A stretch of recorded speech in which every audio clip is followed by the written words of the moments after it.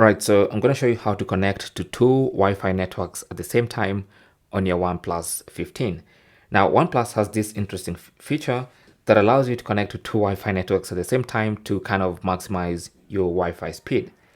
So go to settings, under settings, go to Wi-Fi, and then go to Wi-Fi assistant, and then you should see the dual Wi-Fi acceleration option.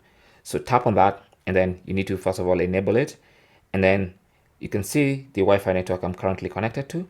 Let me go ahead and connect to another Wi-Fi network. So I'm going to connect to this one as well. So let me select it and put in the passcode, and then tap on save.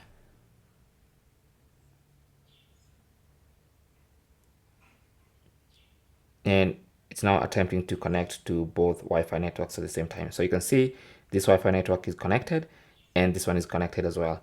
So that should help you keep a more stable connection and a faster connection, hopefully. So this is specific to OnePlus. Thanks for watching. Don't forget to like and subscribe, and good luck.